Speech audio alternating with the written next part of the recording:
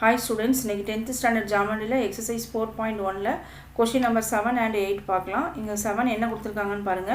If figure QPRQ is a square and angle MLN equal to 90 degree, prove that triangle LOP is similar to triangle QMO.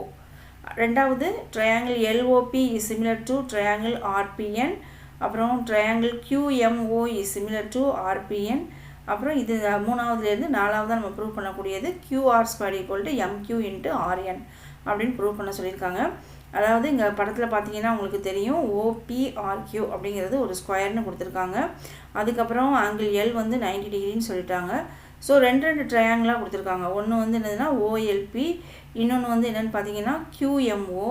அதே மாதிரி OLPயோட இந்த பக்கம் RPன்ற triangle கொடுத்துருக்காங்க.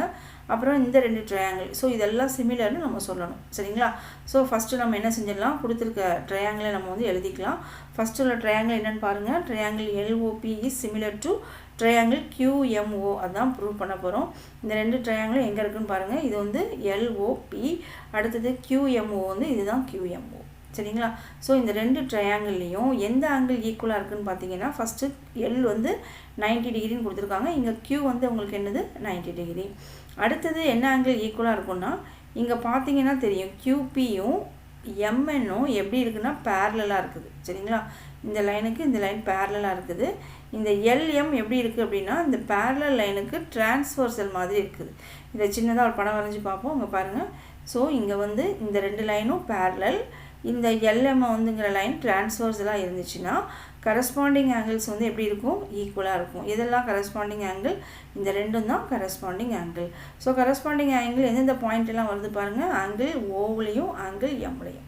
So angle O = angle M. என்ன reason, corresponding angles are equal, சரிங்களா? அப்போ ரெண்டு angle ஈக்குவலாக இருந்துச்சுன்னா நம்ம AA சிமிலாரிட்டி படி நம்ம என்ன சொல்லிடலாம், இது ரெண்டும் சிமிலர் அப்படின்னு சொல்லிடலாம். அதாவது ட்ரையாங்கிள் LOPயும் ட்ரையாங்கிள் QMOவும் சிமிலர் அப்படின்னு சொல்லிடலாம். ஏன்னா ரெண்டு ஆங்கிள் ஈக்குவலாக இருந்துச்சுன்னா கண்டிப்பாக மூணாவது ஆங்கிளும் ஈக்குவலாக தான் இருக்கும், சரிங்களா?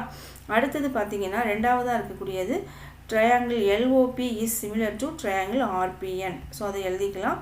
இப்போ இதில் எங்கே இருக்குது பாருங்கள், RPN இந்த ரைட் சைடில் இருக்கக்கூடியது தான் RPN, சரிங்களா?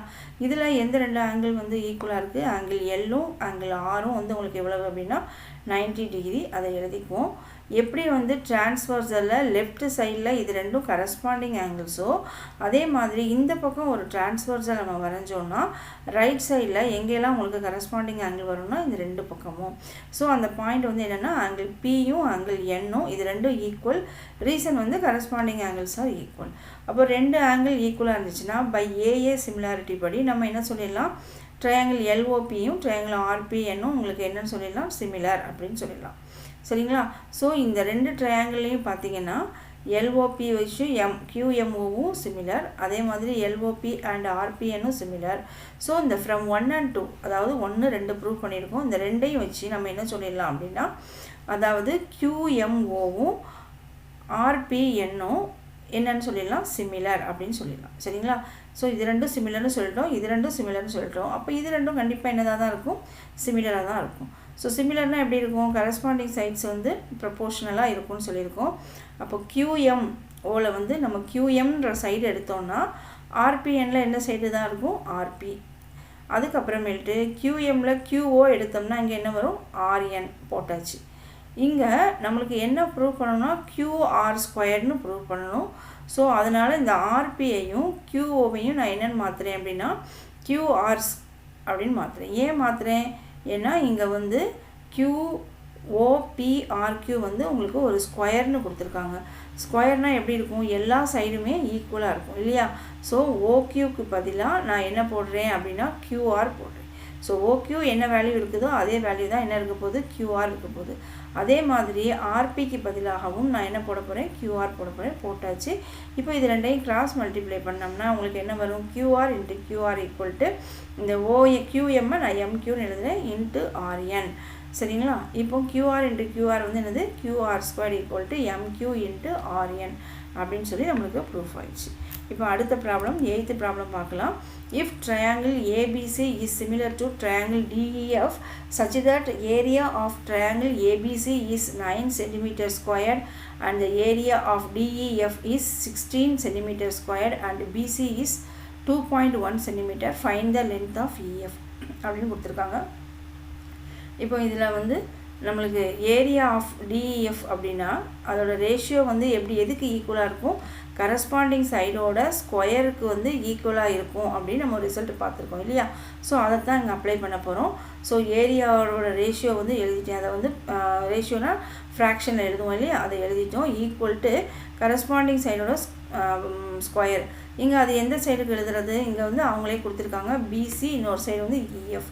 இப்போ BC squared by EF squared. இப்போ ஏரியா ஆஃப் ஏபிசிக்கு பதிலாக நான் என்ன போடுறேன் 9, ஏரியா ஆஃப் டிஎஃப் பதிலாக 16. ஸோ இங்கே பிசிக்கு பதிலாக 2.1 ஹோல் ஸ்கொயர் இஎஃப் ஸ்கொயர் போட்டாச்சு. அடுத்தது நம்மளுக்கு வந்து இந்த இடத்துல இஎஃப் ஸ்கொயரை இதுக்கு லெஃப்ட் ஹேண்ட் சைடு நான் கொண்டுட்டு போகிறேன். ஸோ 2.1 இந்த ஹோல் ஸ்கொயர் இன்ட்டு 16/9 வரும்.